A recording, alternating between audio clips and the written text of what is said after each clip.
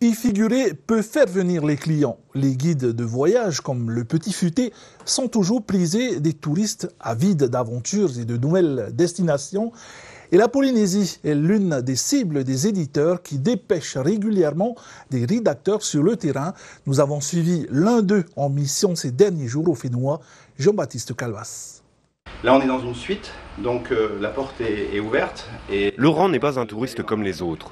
Appareil photo en main, il passe d'hôtel en pension de famille, des plages de sable blanc à l'intérieur des vallées et va à la rencontre des restaurateurs, prestataires et commerçants de Tahiti et des îles. Son job ? Repérer les meilleurs plans, les lieux les plus accueillants et les sites que les visiteurs du Fénois ne doivent selon lui pas manquer. Car il est rédacteur pour l'un des plus célèbres guides de voyage, le Petit Futé. Contrairement à ce que l'on pourrait croire, il ne s'invite pas anonymement chez les professionnels qu'il visite.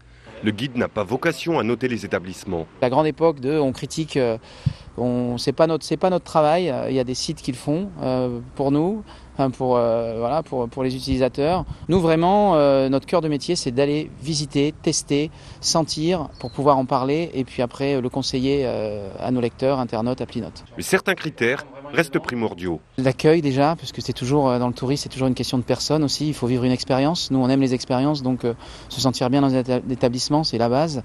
Et puis après, il y a la propreté, l'hygiène. Ce qui n'est pas toujours le cas.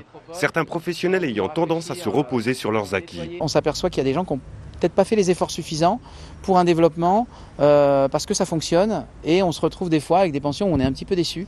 Vincent est le propriétaire de la pension visitée. Son établissement est présent dans le guide. Pourtant, difficile pour lui de dire si cela lui amène davantage de clients. Mais ces publications sont indispensables selon lui. Ne pas avoir d'outils qui permettent d'organiser son voyage pour venir en Polynésie, ça serait suicidaire.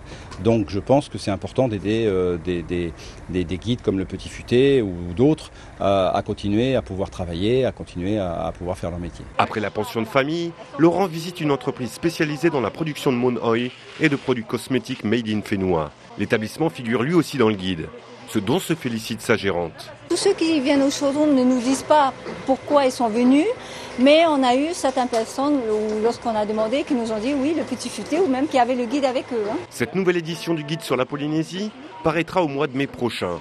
Elle sera tirée à 20 000 exemplaires. Selon son concepteur, la destination se classe toujours parmi les bonnes ventes.